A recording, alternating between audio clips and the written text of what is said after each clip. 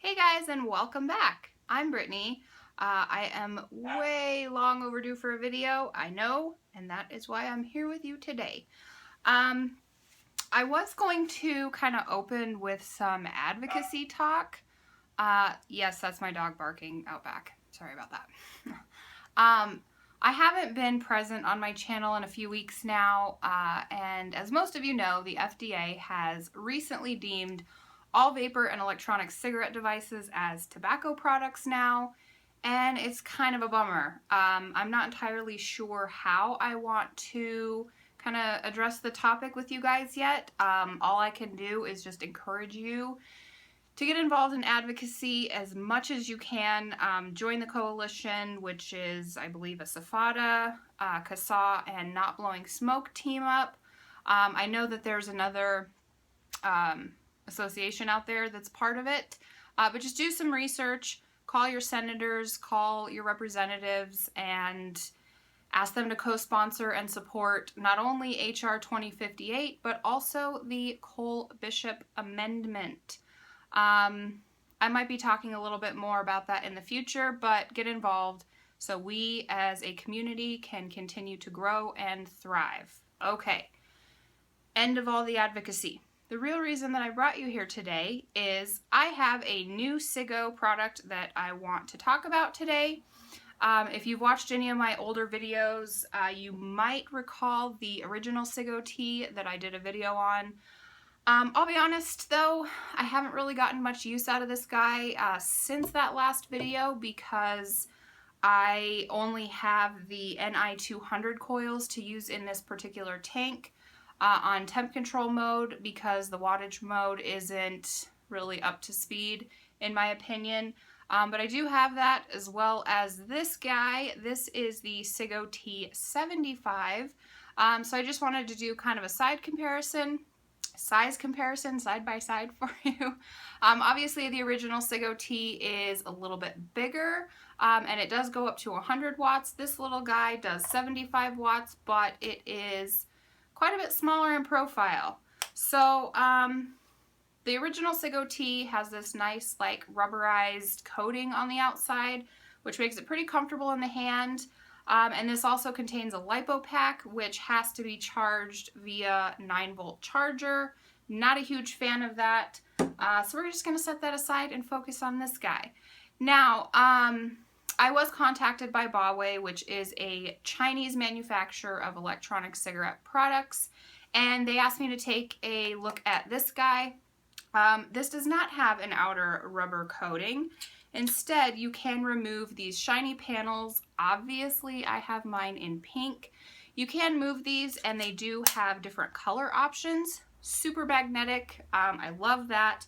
And one of the biggest upgrades of the 75-watt device, which is the Ciggo-T 75, is you can install your own 18650 battery, which, huge thumbs up. I love that. I prefer all of my devices to house either a single, dual, or even a triple 18650 setup. So that right off the bat to me is just a huge improvement. Now, you will notice that I am running a tugboat on this guy today, which also means that I'm super impressed with their variable mode on this. Quick little vape sesh. Okay, so with the original Ciggo-T, I could not run an RDA on it because the power, the voltage or wattage setting did not actually put out the power that it was reading. Huge upgrade. The Ciggo-T 75 now does. A huge step back that I feel like they took though with this device is the tank. This does come in a full kit, so you get the device and there is a tank that is included, which I think is supposed to be an upgrade to the original. It is a full stainless steel sub-ohm tank. This guy is called the Clear Tank RBA, and I'm not entirely sure why, because there's no rebuildable base that goes with this. You are limited to their coils. They do offer NI 200 coils and Canthal. I just hate this tank. So I haven't been using it. The coil heads are gigantic compared to other sub-ohm tanks, in my opinion. And I feel like with the size of the coil and the massive, massive airflow in this tank, there's no room for any flavor. So I do have a little bit of liquid in here. Vapor production is decent, but the flavor on this guy just is not there. That's why I'm not using it. So I've got just my matchy pink tugboat slam cap on top, and it's been working great. Now, since this is only a single battery device, I personally find that building my coils to a resistance around like 0.4 to 0.5 makes the battery life on this pretty stellar, but that's really not my sweet spot. So I currently have a 0.35 dual coil setup in my tugboat, and I'm using this guy at 65 watts today. So I have had to change my batteries probably twice already, and I have a fresh battery here just in case this guy runs out. But as far as just a sleek design, comfortable to hold, easy to fire, not a whole lot of fidgeting and fucking with that you have to do with this, I really, really enjoy taking this with me on short little errands. It's still substantial in weight, but not as big as, like, say, a rouleau, which I still use and love. But it's just a nice, small alternative, and it's pink. Okay, this guy also does support temp control mode, and they have upgraded their temp control software to also accommodate titanium and stainless steel, along with Ni200 like the original. I'm not a temperature control vapor though, excuse me, so I don't really use the temp control setting on this. I just think the upgrade, I can't say it enough, the upgrade in their variable mode is so kick-ass that I haven't even tried this thing in temp control since I got it about a month ago or so. So good. I think the only other difference in this guy is this can fire down to 0.1 resistance. I personally wouldn't recommend putting anything that low on this because it is a single 18650.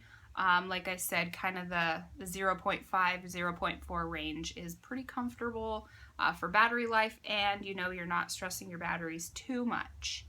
So that's kind of it. That's just my thoughts on this guy. I will continue to use this. I was also going to mention it does have micro USB port on the bottom. I've not charged it that way. I have my own battery charger that I prefer to use, and that's kind of the ins and outs. I guess I could just tell you a little bit about my experience with the fire switch. When you are in wattage mode, if you double tap your fire switch, it will put it into voltage mode. I believe the same is true when you're in temp control. You can hold your up-down switches at the same time. It will swap you over to temp control. Same thing, double tap your fire switch and it will scroll through your stainless, titanium, and Ni200. And yeah, as far as I can tell you, this is a pretty easy device to use. I know they have this on the website at Ciggo.com. I will link that below.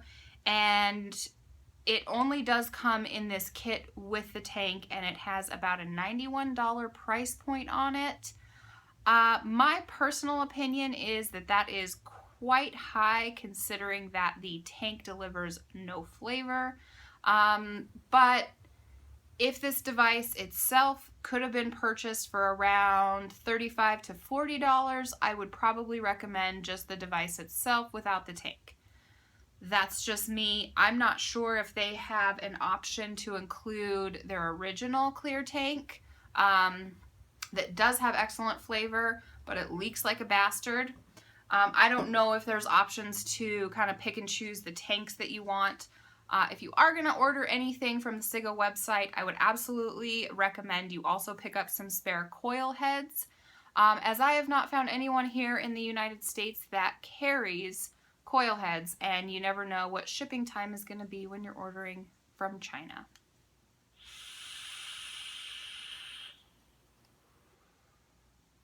So those are just my thoughts and my experience with the Ciggo-T 75. I know that they have a more powerful device. I believe it's a 200 watt that houses dual 18650s. Have not tried that guy. Like I said, just wanted to tell you about what I've gotten and what I've tried out. So if you have any questions, I'm happy to answer them. Leave them below. Thanks for watching, and yes, definitely get involved in some advocacy, please. Every voice counts, every vote counts, every vapor counts, and we need to band together now more than ever. So do what you can. I know I'm in the process of typing up some letters. I have called my representatives, but I think mailing a paper letter is just a little bit more touching, sincere. I don't know. I feel like the message carried by sending out a letter is a little heavier. So I guess I would encourage you guys all to do the same. Follow the calls to action and do anything that you can. And I think that's all I have for you today. So I will talk to you guys in my next video. Bye.